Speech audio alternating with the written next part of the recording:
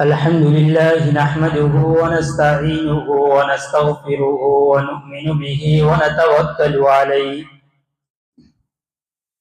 ونعوذ بالله من شرور أنفسنا ومن سيئات أعمالنا من يهده الله فلا مضل له ومن يضلله فلا هادي له ونشهد أن لا إله إلا الله وحده لا شريك له ونشهد أن سيدنا وسندنا وحبيبنا ومولانا محمدا عبده ورسوله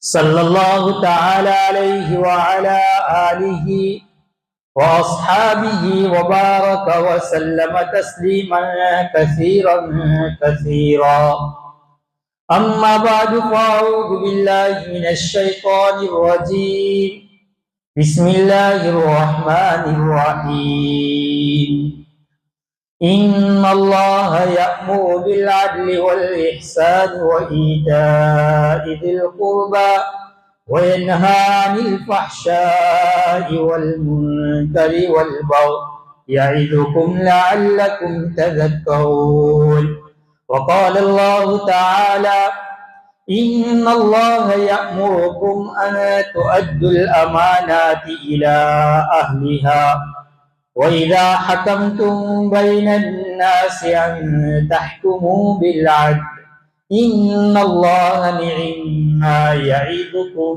به إن الله كان سميعا بصيرا وقال النبي صلى الله عليه وسلم سبعة يظلهم الله في ظله يوم لا ظل إلا ظله إمام عادل أو كما قال عليه الصلاة والسلام صدق اللہ العظیم۔ میرے واجب الاحترام بھائیو، دوستو اور بزرگوں، قرآن کریم اور احادیث مبارکہ میں ایک حکم آیا ہے جو بڑی تاکید کے ساتھ بیان کیا گیا ہے، بڑا زور دے کر بیان کیا گیا ہے، اور وہ ہے کہ انسان عدل و انصاف کے ساتھ زندگی گزارے، کسی کے اوپر ظلم و زیادتی نہ کرے۔ شریعت کی تعلیم بھی یہی ہے کہ تمہارا چلنا پھرنا، اٹھنا بیٹھنا، گفتار و رفتار وہ عدل و انصاف کے ساتھ ہو، انفرادی زندگی ہو یا اجتماعی زندگی ہو، اخلاقی زندگی ہو یا معاشرتی زندگی ہو، انسان ہر موقع پر انصاف کرے۔ اللہ تبارک و تعالیٰ کی بھی ایک صفت العدل ہے، یعنی اللہ تبارک و تعالیٰ انصاف چاہتا ہے، اور اللہ تبارک و تعالیٰ بھی خوب انصاف کرنے والے ہیں۔ قرآن کریم کے اندر میں اللہ تبارک و تعالیٰ فرماتے ہیں ان اللہ یأمر بالعدل والاحسان، اللہ تبارک و تعالیٰ تمہیں حکم دے رہے ہیں کہ تم انصاف اور احسان کرو، وَإِيتَاءِ ذِي الْقُرْبَى، اور اعز و اقارب رشتہ داروں کے ساتھ حسن سلوک کا معاملہ کرو، وَيَنْهَى عَنِ الْفَحْشَاءِ وَالْمُنْكَرِ، اور اللہ تبارک و تعالیٰ تمہیں بے حیائی سے، برائیوں سے اور گناہ کرنے اور ظلم کرنے سے اللہ تمہیں روکتا ہے۔ یعظکم لعلکم تذکرون، اللہ تبارک و تعالیٰ تمہیں اس بات کی نصیحت کر رہے ہیں، ان باتوں کی نصیحت کر رہے ہیں تاکہ تم لوگ ان باتوں کو سمجھے۔ اور مقصد ہے عمل کرنے کا۔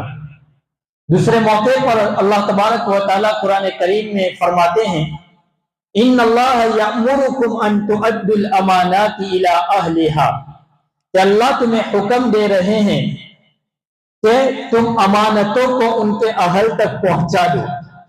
آگے فرماتے ہیں وَإِذَا حَكَمْتُمْ بَيْنَ النَّاسِ أَن تَحْكُمُوا بِالْعَدْلِ، اور جب ان کے درمیان فیصلے کی نوبت آئے اور تم فیصلہ کرو تو فرمایا انصاف کے ساتھ فیصلہ کرو۔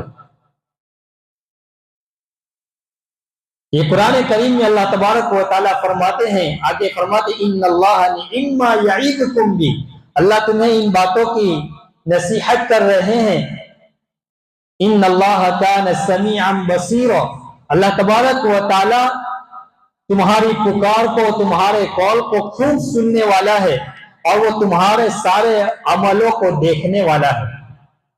قرآن کریم کے تیسرے موقع پر، قرآن میں بہت ساری جگہوں پر ہے، ایک مقام کے اوپر اللہ فرما رہے ہیں وَلَا يَجْرِمَنَّكُمْ شَنَآنُ قَوْمٍ عَلَىٰ أَلَّا تَعْدِلُوا، فرمایا کسی قوم کی دشمنی تمہیں اس بات پر آمادہ نہ کرے کہ تم وہاں انصاف نہ کرو، بلکہ اعدلوا هو اقرب للتقوى، تم انصاف کرو، اللہ کے یہاں تقوی سے زیادہ یہی قریب ہے۔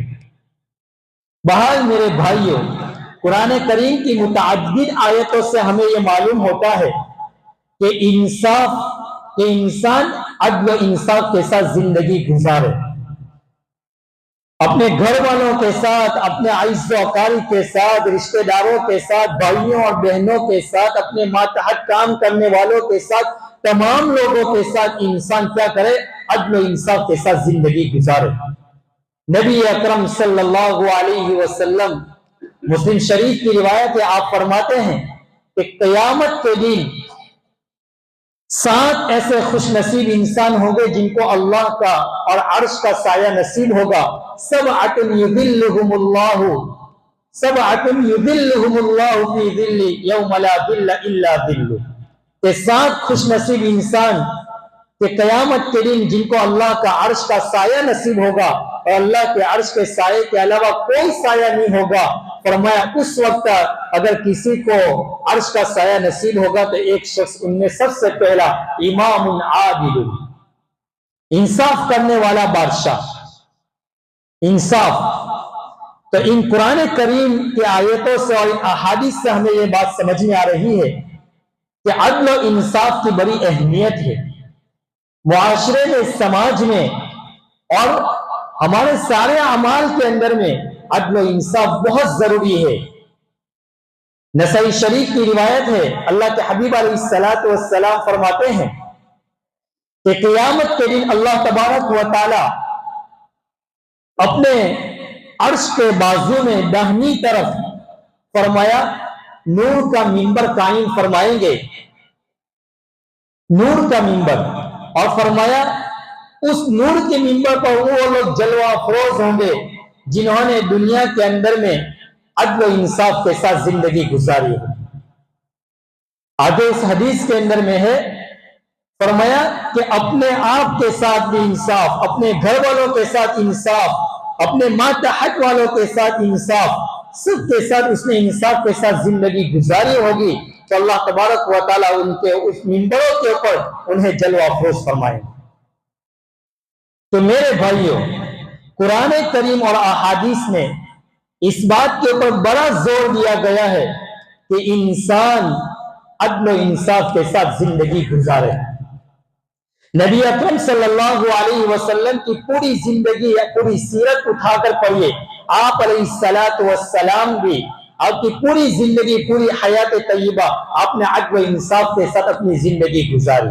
صحابہ، تابعین اور سلف کی زندگی پڑھیے، انہوں نے عدل و انصاف کے ساتھ زندگی گزاری ہے۔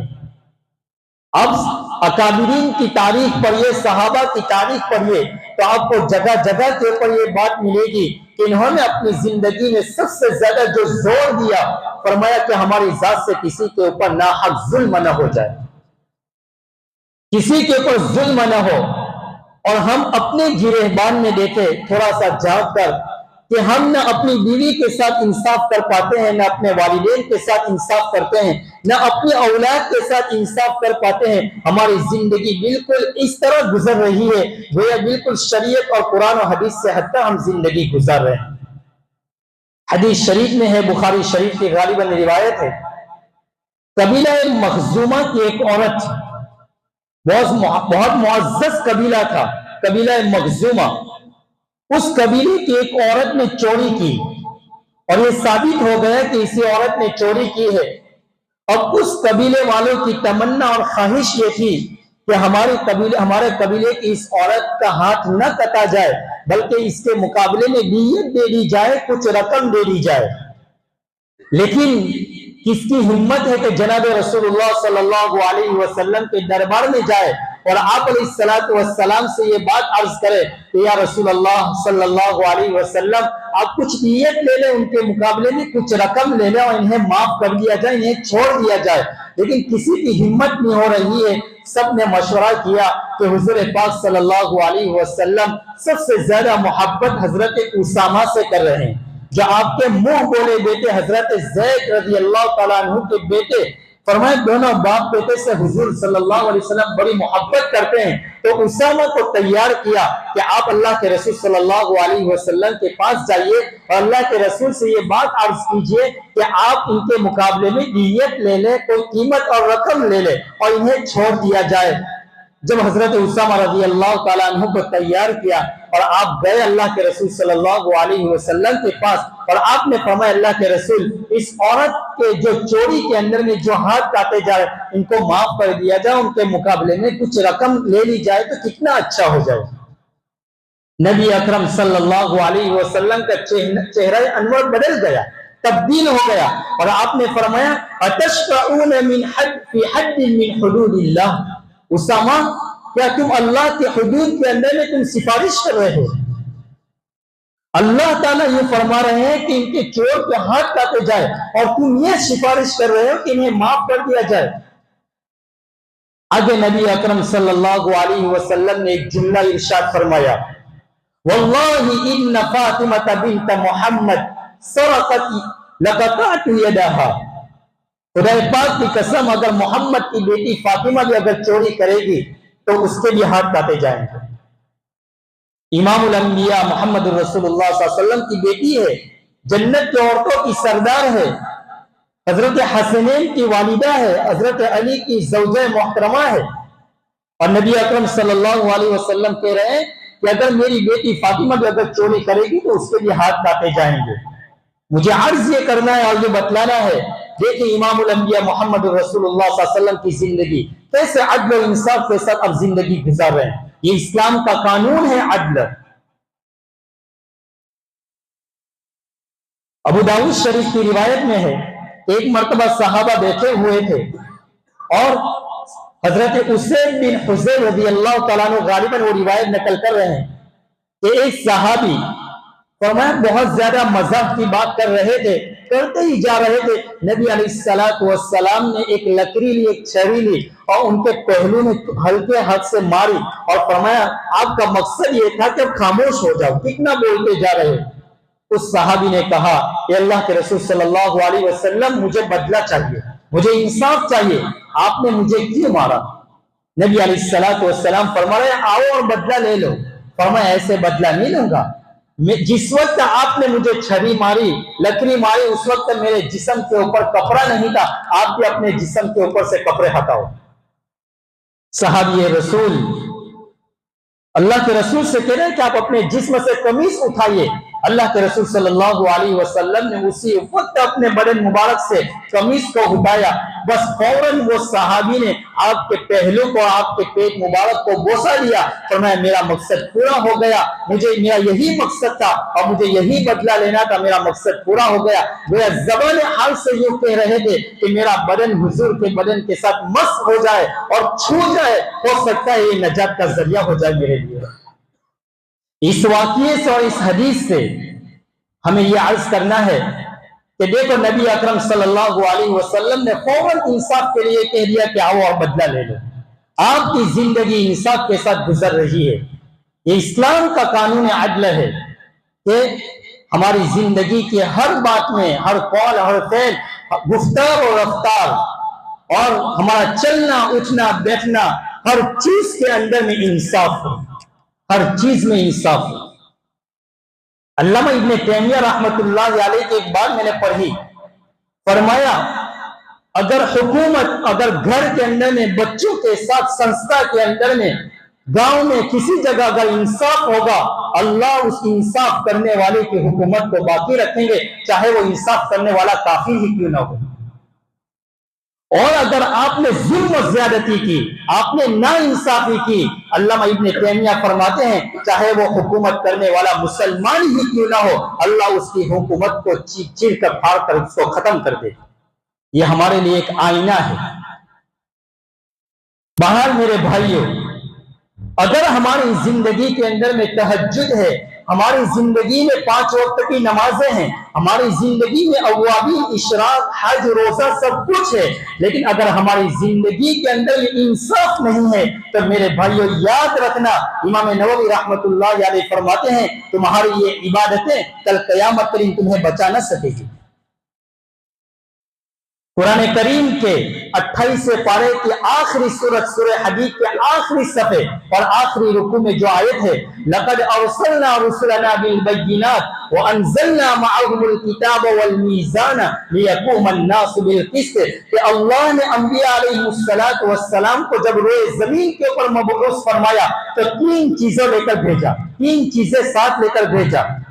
سب سے پہلی چیز فرمایا بالبینات، واضح نشانیاں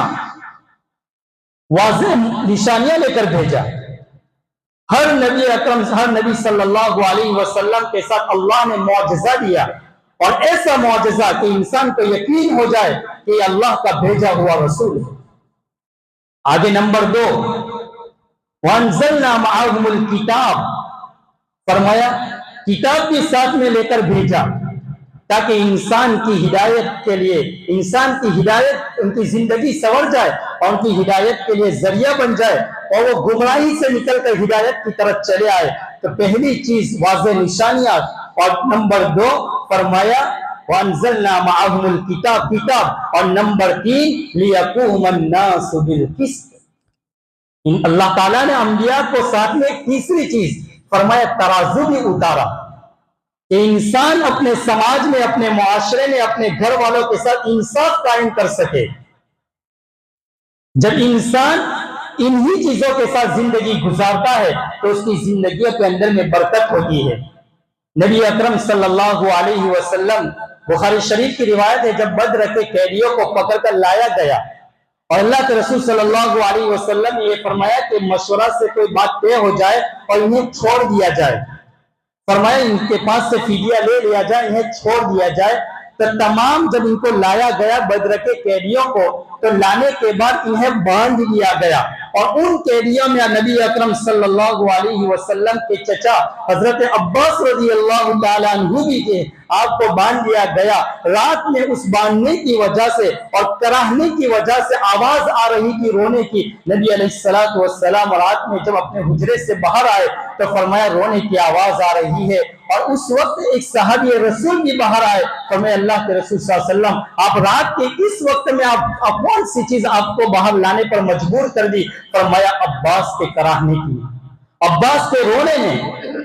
تو اللہ کے حبیب علیہ السلام نے یوں ہی کہا کہ عباس کو چھوڑ دیا جائے یا ان کی رسی کو ڈھیلی کر دی جائے۔ وہ صحابی کھل گئے اور حضرت عباس کی رسی کو ڈھیلی کر دی۔ تھوڑی دیر کے بعد پھر اللہ کے رسول گھر سے باہر آئے، فرمایا کیا وجہ ہے؟ کہ پہلے جو آواز آ رہی تھی کراہنے کی، رونے کی، وہ آواز اب آ نہیں رہی ہے۔ تو اس صحابی نے کہا اللہ کے رسول میں نے حضرت عباس کی رسی کو چھوڑ دی، میں نے ڈھیلی کر دی۔ اس وقت حضرت عباس ایمان نہیں لائے تھے۔ آپ علیہ السلام نے فرمایا نہیں، جاؤ اور جتنے تیری لوگ ہو سب کی رسی کو ڈھیلی کر دی جائے، میرے چچا کی رسی کو ڈھیلی کی جائے، اور دوسروں کے ساتھ ناانصافی ہو، ایسا نہیں ہو سکتا۔ فرمایا اسی کی سب کی رسیوں کو ڈھیلی کر دی جائے۔ انصار صحابہ نے فرمایا اللہ کے رسول حضرت عباس سے فدیہ نہ لیا جائے، انہیں معاف کر دیا جائے؟ فرمایا نہیں، 1 درہم بھی نہیں چھوڑوں گا، دوسروں سے لیا جائے ان کے پاس سے نہ لیا جائے، ایسا نہیں ہو سکتا۔ مجھے یہ بتلانا ہے نبی اکرم صلی اللہ علیہ وسلم کی زندگی دیکھیے کیسے عدل و انصاف کے ساتھ زندگی گزر رہی ہے۔ حضرت عمر فاروق رضی اللہ تعالیٰ عنہ کے متعلق ایک واقعہ لکھا ہے. فرمایا جب آپ امیر خلیفۃ المسلمین بنے تو جب آپ جیسے ہی خلیفۃ المسلمین بنے تو فوراً آ کر حضرت عباس رضی اللہ تعالیٰ عنہ کا گھر مسجد نبوی سے بالکل متصل تھا اور اس آپ کے گھر کے اوپر پر نالا تھا, وہاں سے پانی گرتا تھا اور مسجد نبوی میں آنے والے مسلمان اور صحابہ کو تکلیف پہنچتی تھی, اور مسجد نبوی کے احترام میں حضرت عمر رضی اللہ تعالیٰ عنہ نے اس پر نالے کو توڑ دیا اور نکال دیا وہاں سے. جس وقت یہ پر نالا نکالا گیا, توڑا گیا, تو حضرت عباس رضی اللہ تعالیٰ عنہ گھر میں موجود نہیں تھے.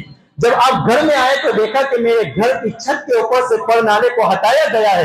حضرت عباس رضی اللہ تعالیٰ عنہ اس وقت مدینہ کے قاضی حضرت ابی بن کعب رضی اللہ تعالیٰ عنہ کے پاس گئے اور اپنا مقدمہ دائر کیا اور فرمایا کہ عمر نے میرے گھر کی چھت کے اوپر سے پر نالے کو ہٹایا ہے, مجھے انصاف چاہیے.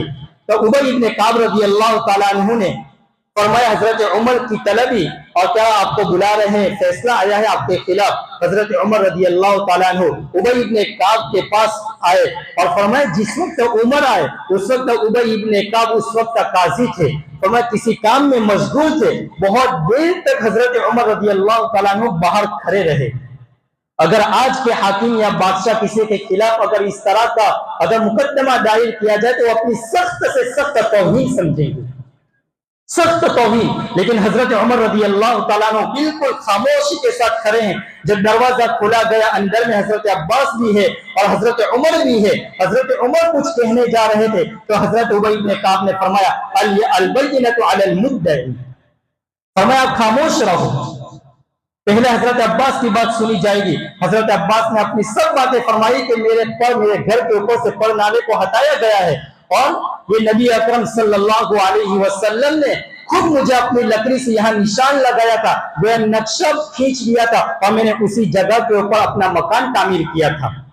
پھر حضرت عمر سے پوچھا کہ آپ کیا کہیں گے اس کے بارے میں. فرمایا میرا کوئی مقصد نہیں تھا, میں نے اس لیے سیکھ ہٹایا یہ کہ مسجد نبوی کی توہین ہو رہی تھی اور مسجد نبوی کے احترام میں اور مسجد نبوی میں آنے والے مسلیوں کے اوپر پانی کے چھینٹے اڑ رہے تھے, اس وجہ سے میں نے اس پر نالے کو یہاں سے ہٹایا. تو حضرت عباس نے فرمایا, ابی بن کعب نے فرمایا حضرت عباس سے کہ آپ کیا کہو گے. فرمایا میں یہی کہوں گا کہ یہ پر نالا جناب رسول اللہ صلی اللہ علیہ وسلم نے اپنے ہاتھ مبارک سے فرمایا مجھے دیا تھا اور اپنے آپ بیٹھ گئے اور مجھے یوں کہا کہ آپ میرے شانوں کے اوپر بیٹھ جاؤ, آپ میرے شانوں کے اوپر بیٹھ کر آپ لگا لو. فرمایا میں نے اپنی طرف سے نہیں لگایا. تو حضرت ابی بن کعب نے فرمایا حضرت عباس سے کیا اس کے اوپر آپ کے پاس کوئی گواہ ہے. فرمایا بہت سارے لوگ گواہ ہیں. کہا 2 آدمی کو لے آؤ. تو 2 آدمی نے آ کر فرمایا ہم نے اپنی آنکھوں سے دیکھا کہ آپ علیہ الصلوۃ والسلام زمین کے اوپر بیٹھ گئے اور آپ کے شانوں کے اوپر حضرت عباس بیٹھ گئے اور آپ نے وہ پر نالا لگایا ہے. حضرت عمر بالکل خاموش ہے, اپنے سر جھکائے ہوئے ہیں. فرمایا کہ عباس اب مجھے معاف کر دیجئے, اب میں اس وقت تک خوش نہیں ہوں گا جب تک آپ میرے شانوں کے اوپر میرے کندھوں کے اوپر بیٹھ نہ جائے اور اسی طرح آپ لگا دیں جس طرح آپ اللہ کے رسول صلی اللہ علیہ وسلم کے شان مبارک پر دیکھ کر آپ نے پر نالا لگایا. حضرت عمر گئے عباس کے گھر اور حضرت عباس کے گھر کے باہر کھڑے رہے. حضرت عباس آئے, حضرت عمر نے اپنے کندھے کے اوپر بٹھایا اور اس پر نالے کو لگوایا. جب نیچے اترے تو حضرت عباس کا جملہ سنیے, آپ کی آنکھوں سے آنسو جاری ہے. حضرت عمر سے فرمایا عمر تیرا جیسا عادل انسان, تیرا جیسا انصاف پرور انسان میں نے نہیں دیکھا. فرمایا تو نے اپنا انصاف سنا دیا اور اپنا انصاف کے اوپر اب کھڑے اترے, لیکن اب میرا بھی ایک فیصلہ ہے, اب اپنی مرضی سے اپنی خوشی سے اب میں یہ پورا گھر مسجد نبوی کے اندر میں دیتا. یہ چیز ہے یا ایھا الذین آمنوا کونوا قوامین بالقسط شہداء للہ ولو علی انفسکم او الوالدین والاقربین بالمعروف. اے مسلمانوں, اے انسانوں, انصاف کے ترازو کے اوپر انصاف کے اوپر قائم ہو, کھڑے رہو, اگرچہ وہ انصاف تمہارے خلاف ہی کیوں نہ ہو, تمہارے والدین کے خلاف کیوں نہ ہو, تمہارے اعز و اقارب اور رشتہ دار کے خلاف کیوں نہ ہو. فرمائے انصاف کے اوپر قائم. تو میرے بھائیوں, قرآن کریم اور احادیث مبارکہ میں انصاف کے اوپر بڑا زور دیا گیا ہے. آج ہمارا اپنے والدین کے ساتھ انصاف نہیں ہے, اپنے بچوں کے ساتھ انصاف نہیں ہے, بچوں کے ساتھ زیادتی ہو رہی ہے, بہنوں کو میراث سے محروم کیا جا رہا ہے, اپنے ماتحت کام کرنے والوں کے ساتھ انصاف نہیں ہے. پھر ہم چاہتے ہیں کہ اس زمین کے اوپر اللہ کی مدد اترے. کہاں سے اللہ کی مدد اترے گی؟ کہاں سے اللہ کی مدد اترے گی؟ تو میرے بھائیوں, ہم انصاف کرنے والے بنے. اور قرآن اور حدیث میں جو فرمایا, اللہ کے حبیب علیہ الصلوۃ والسلام نے فرمایا, ان المقسطین عند اللہ تعالی علی منابر من نور, کہ قیامت کے دن اللہ تبارک و تعالیٰ کے عرش کے بالکل دائیں جانب نور کے منبر ہوں گے, اور ان منبروں کے اوپر وہ لوگ جلوہ افروز ہوں گے جنہوں نے دنیا کے اندر میں انصاف کے ساتھ زندگی گزاری ہوگی, انصاف کے ساتھ زندگی گزاری ہوگی. اور آج ایک دوسری حدیث بھی یاد رکھ لو, ان الظلم ظلمات یوم القیامہ, فرمایا جنہوں نے دنیا میں کسی کے اوپر ظلم کیا ہوگا, یاد رکھنا قیامت کے دن وہ اندھیروں کے اندر میں ہیں. بڑی خطرناک چیز ہے. تو میرے بھائیوں, اللہ تبارک و تعالیٰ مجھے اور آپ کو ان کہی سنی باتوں کے اوپر عمل کرنے والا بنائے, اپنی زندگی میں انصاف کرنے والا بنائے. آخری بات کہہ کر خاموش ختم کر دیتا ہوں. حضرت عبداللہ بن رواحہ رضی اللہ تعالیٰ عنہ, نبی اکرم صلی اللہ علیہ وسلم نے انہیں بھیجا تھا خیبر کے باغات کے پھلوں کو دیکھنے کے لیے. تو عبداللہ بن رواحہ رضی اللہ تعالیٰ عنہ وہاں گئے تو یہودیوں نے دیکھا کہ عبداللہ آیا ہے, اور ہم ان کو کچھ رشوت دے کر ان کو یہ کہہ دے تاکہ وہ ہمارا آدمی بن جائے, اور وہ اب نبی اکرم صلی اللہ علیہ وسلم کے سامنے کچھ غلط سلط بات کہہ دے جو حقیقت ہے وہ چھپا دے. تو عبداللہ بن رواحہ رضی اللہ تعالیٰ عنہ نے ان کا مقصد اور ان کے ارادے کو بھانپ لیا اور فرمایا, خدا پاک کی قسم, ساری کائنات میں مجھے سب سے زیادہ محبوب اگر کوئی ہے وہ محمد رسول اللہ صلی اللہ علیہ وسلم ہے, اور ساری کائنات میں سب سے زیادہ مبغوث ترین, بندر اور خنزیر سے زیادہ ذلیل ترین اگر کوئی میرے نزدیک ہے تو اے یہودیوں تم لوگ ہو. تم یہ چاہتے ہو کہ تم مجھے رشوت دو اور مجھے اپنا بنانا چاہتے ہو. یہ ہرگز نہیں ہو سکتا ہے کہ میں محمد کا صحابی ہو کر اور محمد کے سامنے کوئی غلط ناانصافی کروں اور کوئی غلط رپورٹ دوں, یہ کبھی نہیں ہو سکتا ہے. بہرحال میرے بھائیوں, ہم ان قرآن اور احادیث سے ان چیزیں ہمیں سبق دیتے ہیں کہ ہم اپنی زندگی میں انصاف کریں, انصاف لے کر آئے. تو انسان کی انفرادی زندگی ہو, معاشرتی زندگی ہو, اخلاقی زندگی ہو, گھریلو زندگی ہو, کوئی بھی زندگی ہو, انسان کا رفتار گفتار, ان کا اٹھنا بیٹھنا, ہر چیز میں انسان کے جسم سے, ان کے اخلاق سے انصاف ٹپکتا ہو. اللہ تبارک و تعالیٰ مجھے اور آپ کو ان کہی سنی باتوں کے اوپر عمل کرنے کی توفیق نصیب فرمائے. وآخر دعوانا الحمدللہ.